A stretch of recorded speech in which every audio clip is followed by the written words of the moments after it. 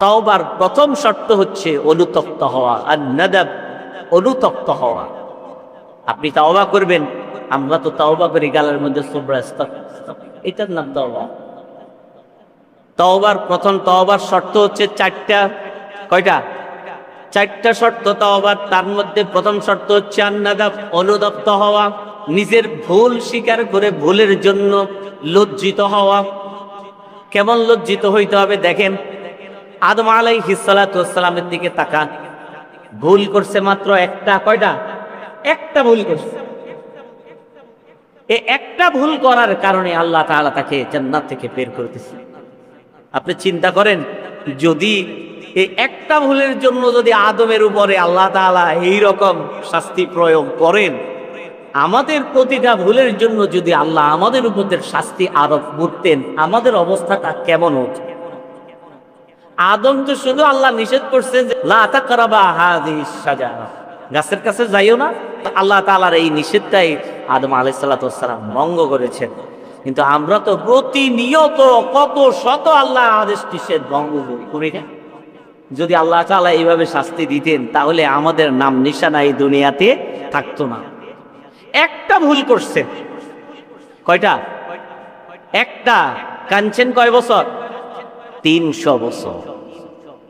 কয় বছর? 300 বছর কান্নাকাটি করেছেন। হায়াত পাইছেন কয় বছর? 1000। মাশাআল্লাহ, একজন যান। 1000 বছর হায়াত পেয়েছেন। একটা ভুলের কারণে 300 বছর কাঁদছে। তাফসীরের মধ্যে এসেছে, এই দুনিয়াতে যত নবী, যত পয়গম্বর আল্লাহ তাআলা দুনিয়াতে প্রেরণ করেছেন, সবাই আল্লাহর ভয়ে যতটুকু কান্না করেছে, সবার চোখের পানি একসাথে করলে আমার পিতা আদম আলাইহিস সালাতু ওয়াস সালামের চোখের পানির সমান হবে না। আল্লাহ একটা ভুলের জন্য এত পরিমাণ কান্নাকাটি করছে। তাফসীরের ভিতরে এসেছে, আদম আলাইহিস সালাতু ওয়াস সালাম ভুলের কারণে এত অনুতপ্ত হয়েছে, এত অনুতপ্ত হয়েছে, যতদিন আল্লাহ তাআলা আদম আলাইহিস সালাতু ওয়াস সালামকে মাফ করেন নাই, ততদিন আদম আসমানের দিকে তাকান নাই। আল্লাহু আকবার। আসমানের দিকে তাকান নাই এই জন্য যে কোন চোখে আমি আল্লাহর দিকে তাকাবো, আমি তো আল্লাহর নাফরমানি করে ফেলেছি। আদম আলাইহিস সালাতু ওয়াস সালাম যখন মৃত্যুবরণ করেন, মৃত্যু সজ্জায়, তখনও কান্নাকাটি করতেছে, তখনও কাঁদতেছে, নিজের আল্লাহর কাছে ক্ষমা চাচ্ছে। আদম আলাইহিস সালাতু ওয়াস সালামের জীবদ্দশায় নবুয়ত পেয়েছেন তার ছেলে শীস আলাইহিস সালাম। তাফসীরের বর্ণনা, যখন আদম আলাইহিস সালাম দুনিয়া থেকে বিদায় নেন, তখন তার দুনিয়াতে সন্তানের সংখ্যা 40,000। কয় হাজার? 40,000। তার সন্তানের মধ্যে আদম আলাইহিস সালাতু ওয়াস সালামের জীবদ্দশায় নবুয়ত পাইছেন কে? শীস আলাইহিস সালাম। মৃত্যু সজ্জায়, মৃত্যুর বিছানায় যখন অজর ধারায় কান্নাকাটি করতেছেন, শীস আলাইহিস সালাতু ওয়াস সালাম বললেন, আব্বা কেন এত কান্নাকাটি করতেছেন? আল্লাহ তো আপনাকে মাফ করে দিয়েছে নাকি? আল্লাহ মাফ করে দিয়া আয়াত নাজিল করেন নাই? আদম আলাইহিস সালামকে মাফ করে দিয়েছেন, আল্লাহ মাফ করার পরে নবুয়ত দিয়েছেন। কথা বুঝছেন? আল্লাহ তাআলা আগে তাকে মাফ করছেন, মাফ করার পরে আল্লাহ তাকে নবী বানাইছেন। শীস আলাইহিস সালাতু ওয়াস সালাম বললেন, আব্বা এত কান্নাকাটি করার দরকার কি? আল্লাহ তো আপনার গুনাহ মাফি করে দিলেন, আপনার ভুল আল্লাহ তাআলা মাফ করে দিলেন, আপনাকে নবী বানাইলেন, এরপরেও কান্নাকাটি করার দরকার কি? আদম আলাইহিস সালাতু ওয়াস সালাম বললেন, ও শীস, আল্লাহ তাআলা আমাকে কুদরতি হাত দিয়া, নিজের হাত দিয়া বানাইছেন। নিজের হাত দিয়া বানানোর পরে নূরের ফেরেশতা দিয়া আল্লাহ তাআলা আমি আদমকে সিজদা করাইছেন আমার সামনে, উসজুদু লি আদম। জান্নাতে আমার থাকার ব্যবস্থা করে দিয়েছেন। এই সব কিছু করার পরেও আমি আদম কিভাবে আল্লাহর নাফরমানি করলাম, এই চিন্তা যখন আসে, আমি হাউমাউ করে কান্না করা ছাড়া আমি আর কোনো পথ দেখি না।